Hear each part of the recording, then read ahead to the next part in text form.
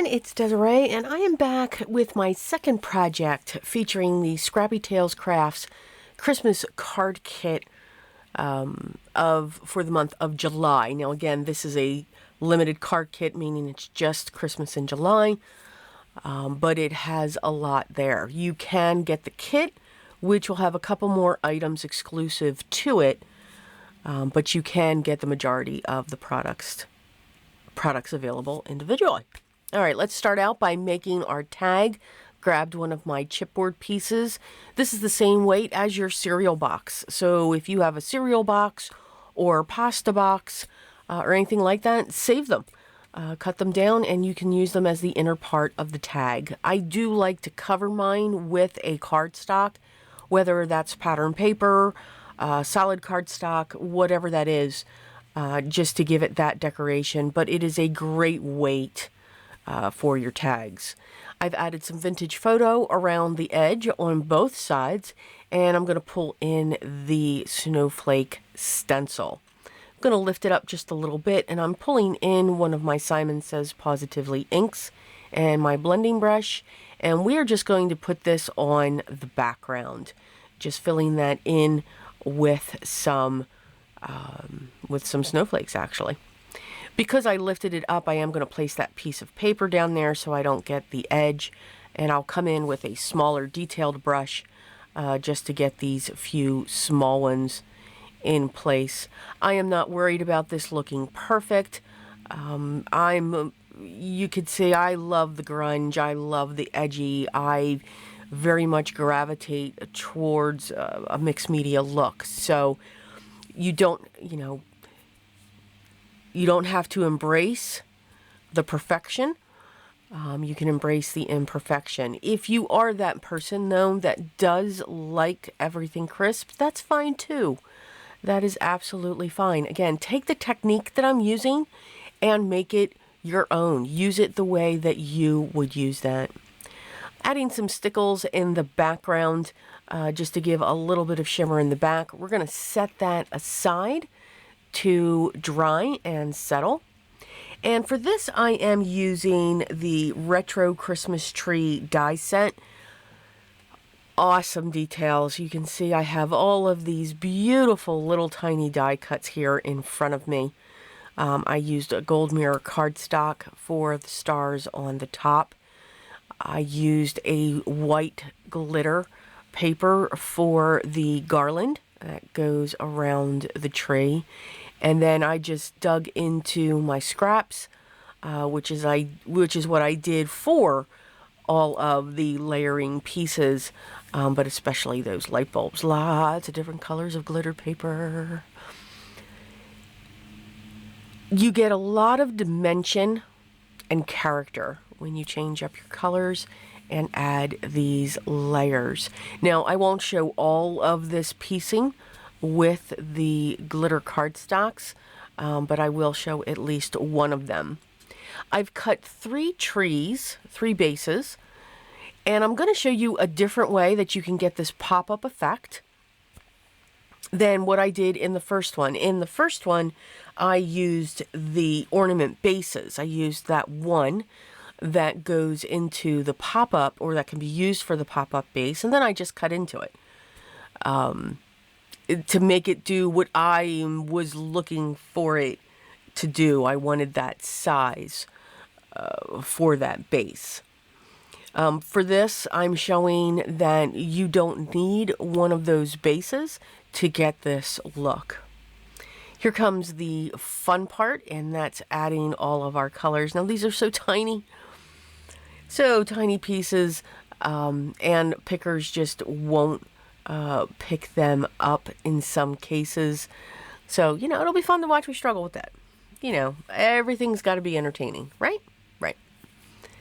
Just placing all the different colors, trying to make sure that no two that are the same are right next to each other, but just having fun laying these out.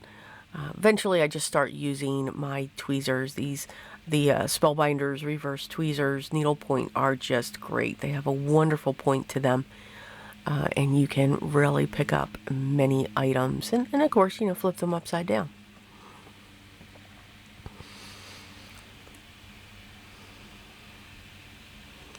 once you get the tree decorated, it brings back memories. I still have, this just reminds me of me and my mom. We used to run a ceramic shop. And of course, the most popular mold that we had were those Christmas trees where you had the holes and you put the little tiny plastic bulbs in and it lit up from the inside. And we had the, the single layer, and then we had the 2 more tiers that could go onto it. So it was huge. And that's our tree there. And I still have it. Absolutely love it. And I just sit there and stare at it and smile. So lots of memories.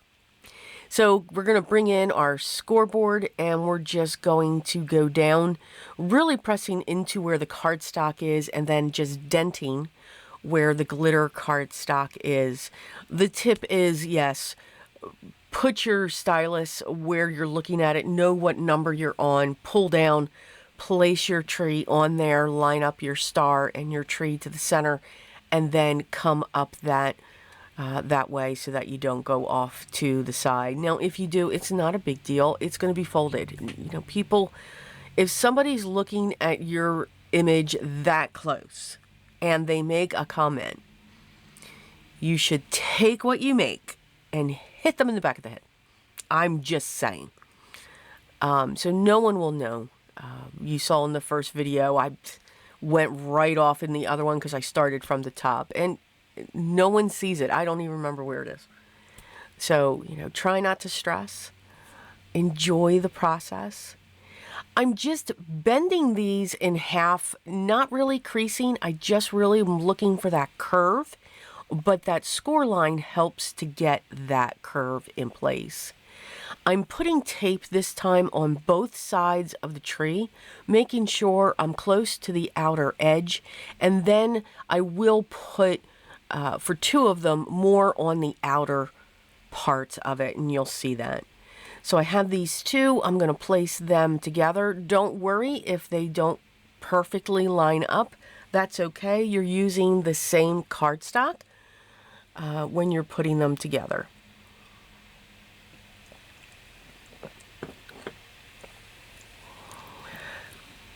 Using my tweezers just to hold that in place, I'm going to open this up and get that 3rd tree in place, and going to add a little bit of glue along with the tape. This gives me a wiggle room, the ability to move, and it'll make that bond even stronger. I noticed as I was putting the first 2 together, this is a lot of weight.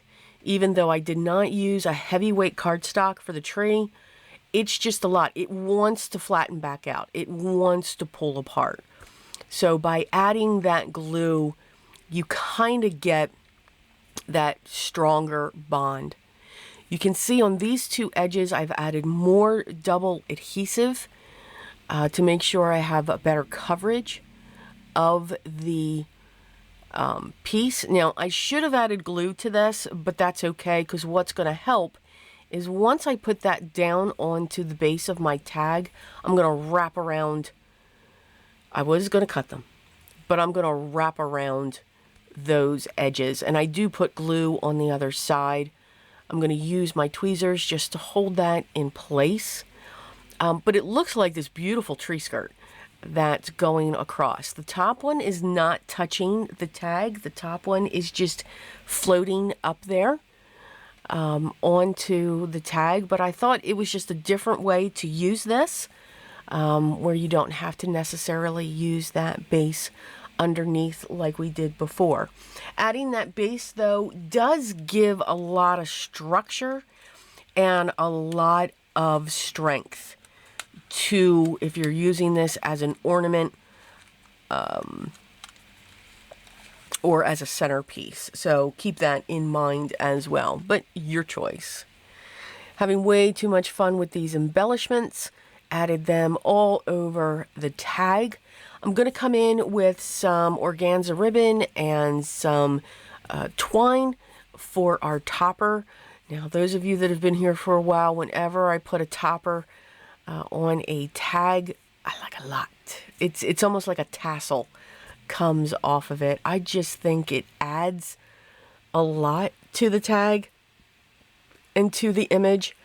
I'm going to feed that through with a loop and then pull all of that together. I should have made sure I had a better grip on it. It was slipping out of my fingers a little bit, but that's okay. Just pull, and then you will pull each end, and you can see you get more of a give that's coming up, and then that just strengthens it down as well. And then you have a little tiny loop in the back.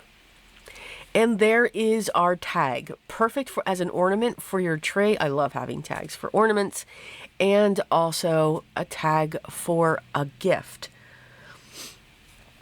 I hope you enjoyed today's project, and as always, excuse me, the products that I use will be listed down below. And if you have any questions, make sure you leave those down below as well. I hope you enjoyed everything for Christmas in July. I was very much inspired. And remember, enjoy the process when you create your art. Don't stress. Try something new. You never know. You may find a new love to add to your crafts. Don't forget to subscribe, hit that thumbs up, and make sure you hit the bell if you would like to be notified. Hopefully YouTube will do that.